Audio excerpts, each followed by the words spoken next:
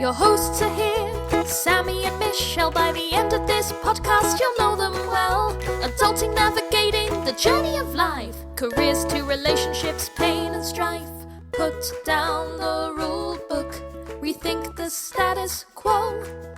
If there's another direction you wanna go, find purpose, passion and mastery in all that you do with Status Post Adulting. Hey, Status Post Adulting fam! This is Sammie and Michelle, and you're listening to the 27th episode of Status Post Adulting, where we are talking about compound interest. But first, let me check in with my co-host Michelle. How are you doing, Michelle? Oh, you know, I'm doing a lot better, actually. In regards to coronavirus, for those of you who haven't listened to last week's episode, Michelle has COVID. Yes, I'm vaccinated, I have COVID, and I think today or tomorrow will be my last day of isolation, so definitely excited to be reunited with the world. And thank you, anyone who reached out to me last week to check in after hearing the podcast. I definitely really appreciate it, appreciate all my friends and the thoughts, the prayers, all of that, because definitely a lot of collateral damage for a lot of people. And also apologies to anybody who randomly texted me last week, and I was a little bit of Little Miss Doomsday. I wasn't the most peppy, positive person to talk to last week. I don't know, I had a lot of friends who had birthdays last week, and so it was a lot of, hey, happy birthday, oh, how are you? I have COVID-19, I have the vaccine, and the world is ending. So yeah, if you got a little bit of that last week, thank you for putting up with me. And, as always, wear a mask. And thank you to our parents, and sometimes me, for always bringing Michelle food. We now know that Michelle has a coffee addiction. Oh my god, this is the worst. Literally, like, she gets a coffee when she wakes up in the morning, and then 2 hours later, she wants another coffee. And we had to put a limit on it. Yeah, because I was in isolation, Sammie and my parents were bringing me up my meals and food so I wouldn't go downstairs and contaminate everything. And they were withholding coffee from me, which was so cruel. Though I really appreciate my family and their support and making me food and soup and all of that. Yeah, today is technically Michelle's last day of isolation, but I said that she should still remain in the room given how productive her cough is. But I said it's okay for her to come down occasionally with a mask on. And she has been sneaking down there to get coffee all the time. We see her pass by, it's majorly sketch. I know, my dad totally snitched on me. Snitches get stitches, Pachi. You guys have a real interest in my coffee habits. Great point, Michelle. Great point. An excellent transition. Today we're going to be talking about compound interest. We all learn about it to some degree at some point, but I don't think it's until you start accumulating wealth due to compound interest that you appreciate the magical powers of this. Totally, Sammie. Coming into this topic, it almost seems a little black and white, where it's like you either know what compound interest is or you don't. And by the end of this podcast, our goal is to explain what it is. But really what we want to do is also highlight some of the magic behind it and why so many people out there will talk about compound interest, even though it seems like a pretty simple concept. Yes, Michelle. And I will say that looking into it this week, I realized that the concept really can be quite complex. Yeah, the math is not easy. Yes, they were bringing up logs. I'm like, oh, I did not get involved with the log in a long time, you know? Luckily, there's compound interest calculators, so you don't really have to worry about that. And we are not going to go that in-depth with compound interest. We're going to stick to the most important things to know, which is you want the compound interest on your side. Right. Chuck spreadsheet away. As Albert Einstein says, possibly said. Allegedly said. Everybody says they think Einstein said this, but we didn't actually find where he said this. Just full transparency. Thank you, Michelle. Compound interest is the eighth wonder of the world. Those who understand it, make it, and those who don't understand it, pay it. And that's the episode. Thanks so much, guys. As someone who has a large amount of student loans, I very much appreciate, no pun intended, this concept. Student loans compound. It says annually, but they really divide the interest by 365, and then technically it compounds daily. And that means that not only do you pay interest on the original amount, but whatever accrues interest, you pay interest on both that and the additional interest that you accrued. And this keeps happening over and over again until you get your shit together. Sammie, that's a great example. I think taking a step back, what is compound interest?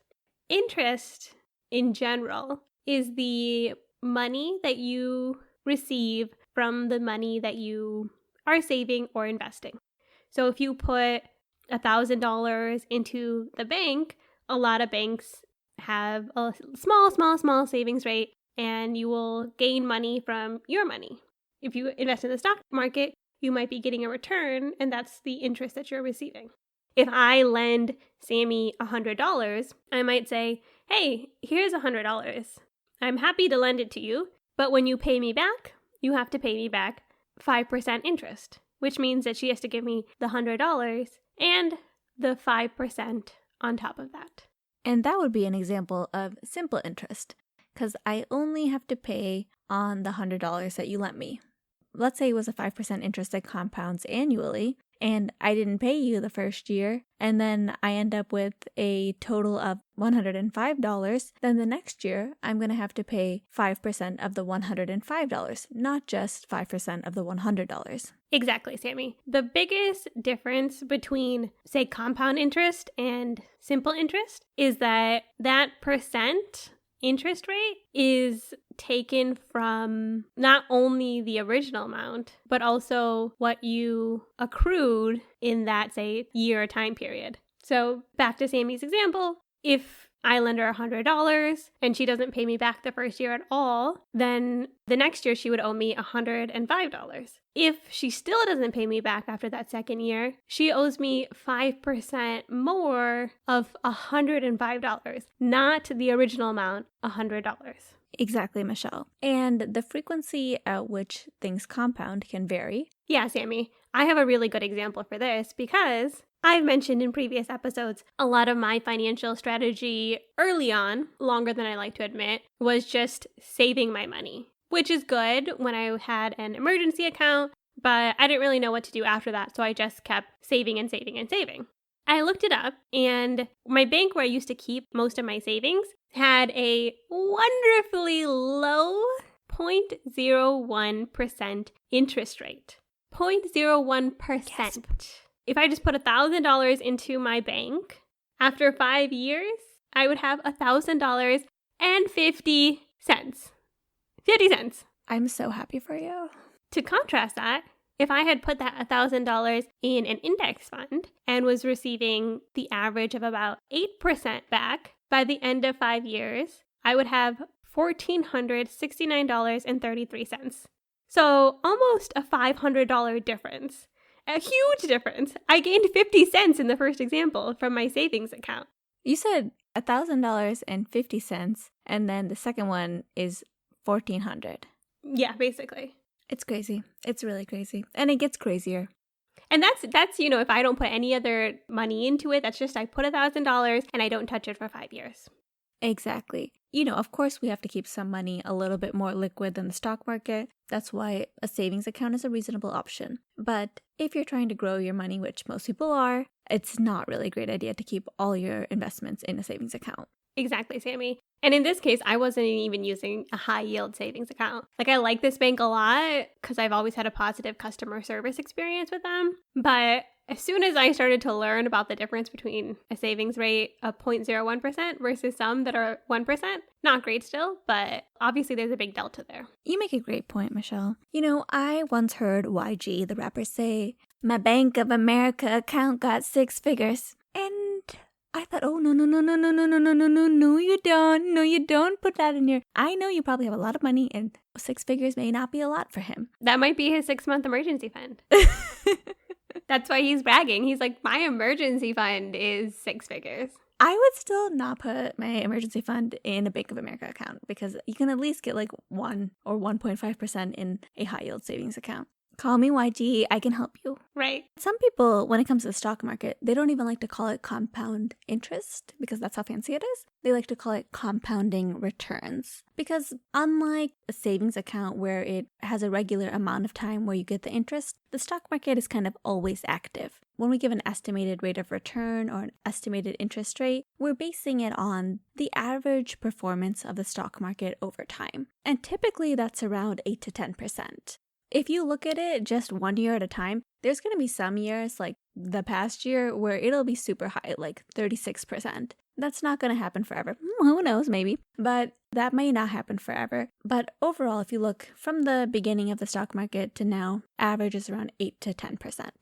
That's a big deal. An example I like is, let's say we have a 20-year-old, they came out of college, and they've saved up some money because they were able to do some good things, get their college paid for and things, and they started working, and they actually have $20,000 saved up. This person is very diligent. This person was not me. Me neither.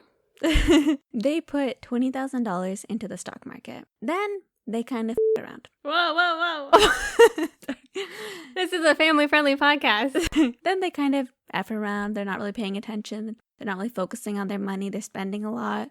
They don't add anything else. At age 65, they would have over $638,000. Now, they have a very responsible friend.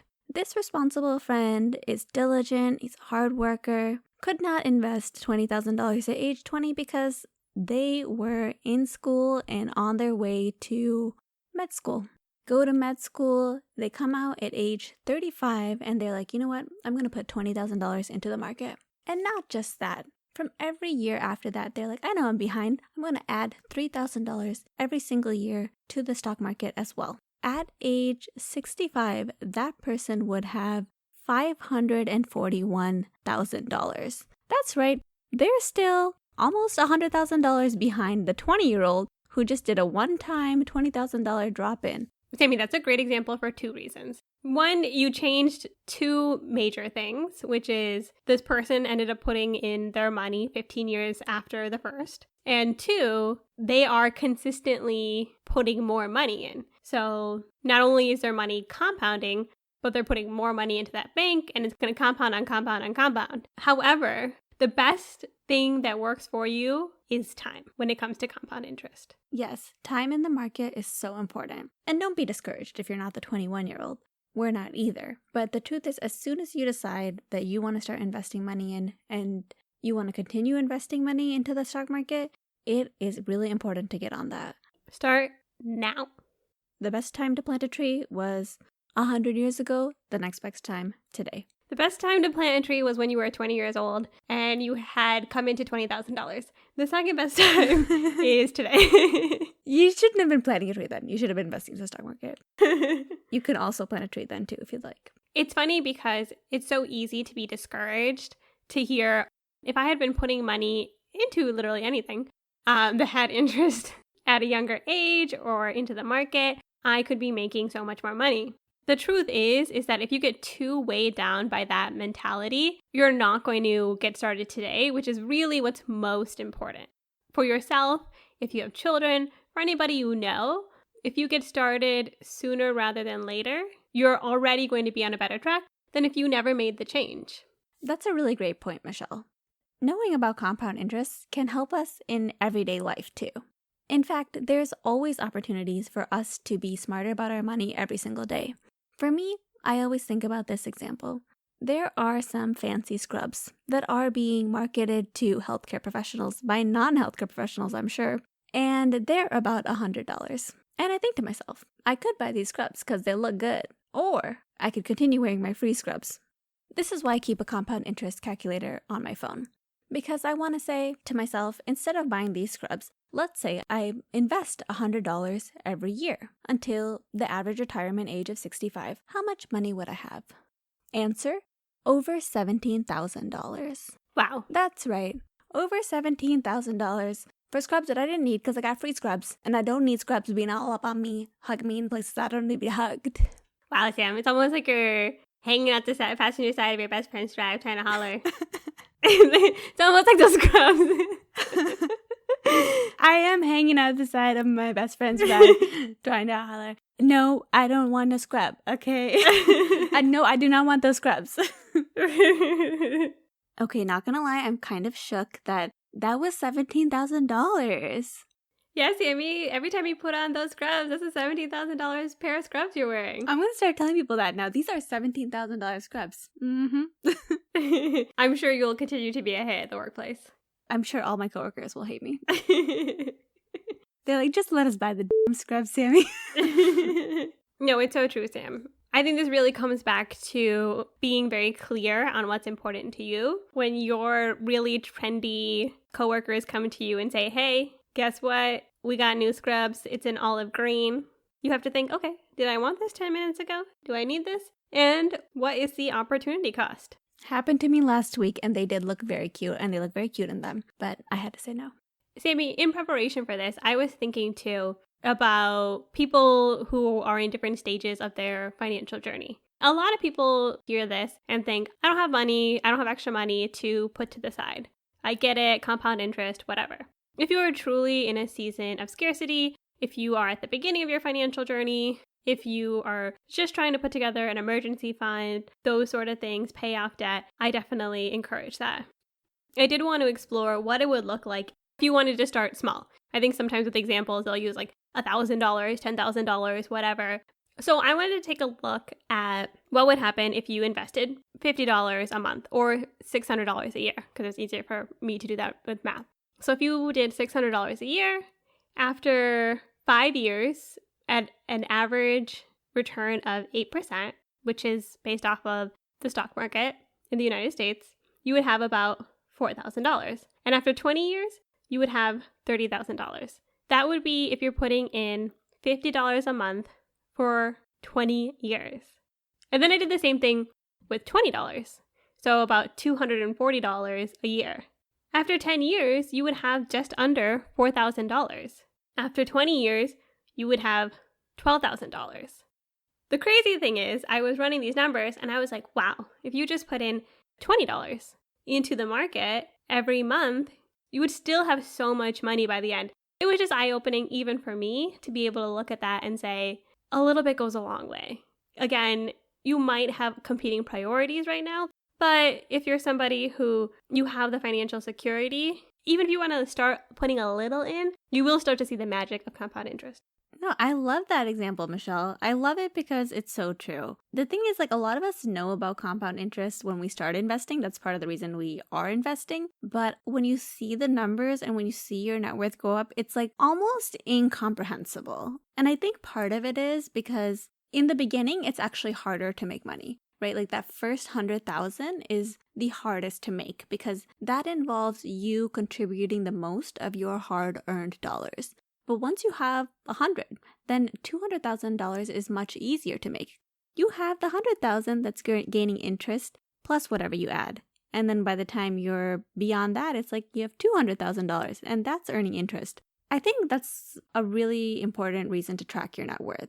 I just track it on an Excel document. There's Personal Capital and other apps that you can use. But I just find it so interesting to see how much money can be made without doing work, really. Like, I mean, you obviously take the time to transfer the money from your bank to the stock market, but really, I mean, it's nothing compared to the amount of work that you do at your job.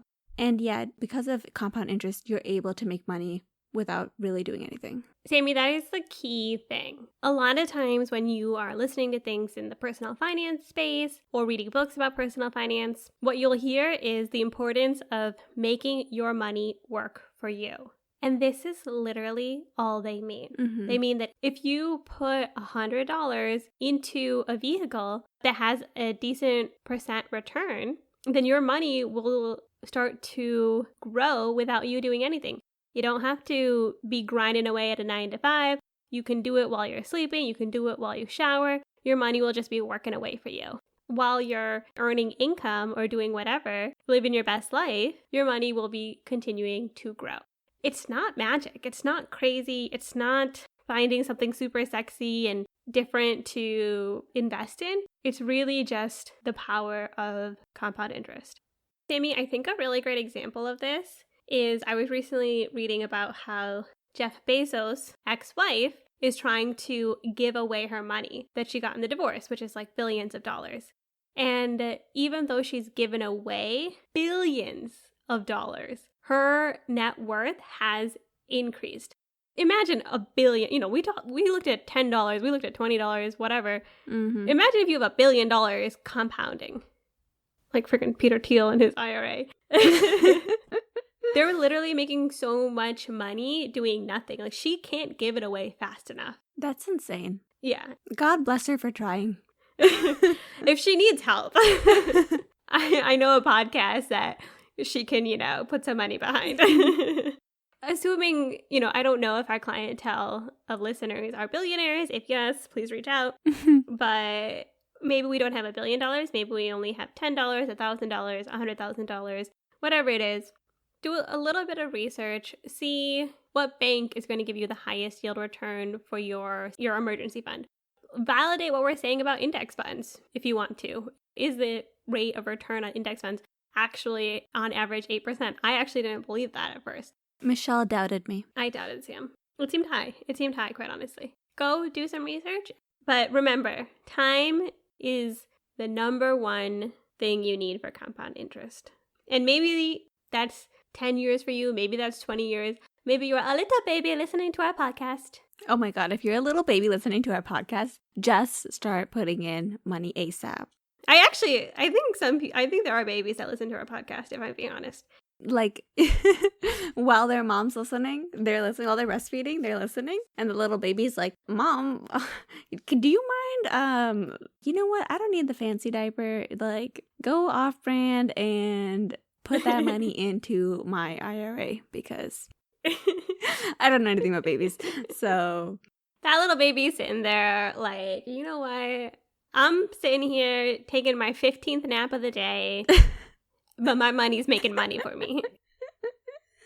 Thank you, parents. I do, like, sometimes there'll be on other podcasts, like, kids that come in, they're teens, and you just like literally, it's amazing because they have to invest like nothing, and they're going to be millionaires, and it's beautiful, and I love that. Yeah, I'm not envious of their their future or their clear skin, like, whatever. I said 16. The skin needs work. We have that. We have that. With all this positivity about compound interest, we have to bring up the negative, which is people using compound interest against you. Credit cards, maybe some car loans. They're all trying to get interest from you. They don't have the best interest in you. They got the best interest for themselves. This is really important when it comes to taking on debt, when it comes to taking on credit card debt, student loans, car notes, all of these things. It's really, really, really important to understand the interest rate and the fact that the longer it takes you to pay these debts off, the more money you're going to end up paying at the end of the day. So instead of making all of this money, you're actually accruing more and more debt. Which is why one of the most important things you can do in your financial journey is to first make a plan to tackle your debt.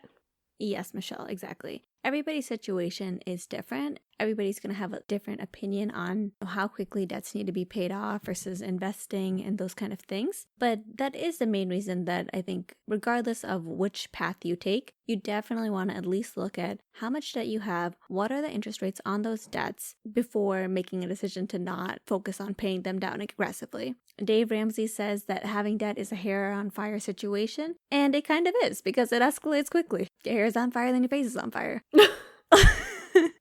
I'm guessing that's what he meant by that, I think when people say your hair is on fire, it's like an emergency. It's like a turn of phrase. Yeah, because you need to stop, drop, and roll before your face is on fire.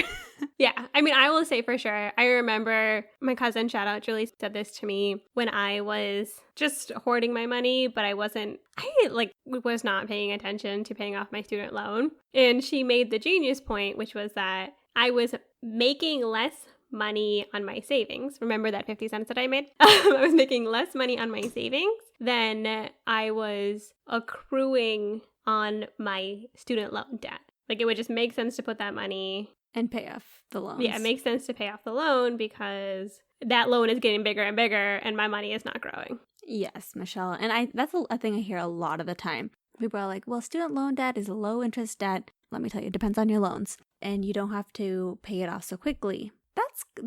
That initial premise is assuming that money that you would take to pay off your loans, instead you're taking it and putting it in another investment vehicle that's going to have a higher interest rate. So if you're not paying off your student loans and you're keeping it in a savings account, which is not making you any money, or spending it all, then no, not paying off the student loan debt is not the best option for sure. Student loan, credit card loan, car loan, your rude friend who is charging you a high interest rate. I don't know, whoever you owe money to. Those mobsters? The mob. Compound interest can work for you or against you. And our goal on Status Post Adulting is to help get you on the right side of compound interest. So, takeaways for this episode is compound interest is the eighth wonder of the world. Albert Einstein apparently decided that in between E equals MC squared. Which I think is more epic. You know, he was doing a lot of stuff, but he thought this is important to point out. Amen. He didn't even memorize his phone number because he thought that was useless. So if he said it, he meant it. Mm-hmm. And I would say another takeaway is track your net worth, track your investments, see how much they make each month. And I think it is a pleasant surprise. It's a surprise that makes you say, dang, shoot, my money did all that. Meanwhile, my butt was going to work and doing the most to get the least, which is a beautiful thing. It's really a beautiful thing. And our last takeaway, Michelle, is if you have debts, take a look at how much each debt is and what's the interest rate on the debts. For some debts, honestly, like student loans right now, it can be kind of tricky to figure out your interest rate if you are not used to it. DM us if you need help. We are here to help you figure out your interest rate too, because we want to know what it is, because we want those debts gone. We want to thank you guys all for showing compound interest into our podcast. Growing interest, growing on top of each other. You just love us more and more every week, I assume. But in seriousness, thank you so much for listening. Thank you for joining us. We're here every Tuesday, and we love that all of you come back and listen to our podcast. New listeners, welcome. And to everybody, if you know somebody who could benefit from listening to Status Post Adulting, somebody who is ready to take their life from adulting to status post adulting, please share this podcast. As always, reach out to us on our Instagram at Status Post Adulting or send us an email, statuspostadulting@gmail.com. And if you ever have trouble accessing our show notes, they are available, statuspostadulting.com. And most importantly, be sure to join us next time as we put down the rule book and rethink the status quo.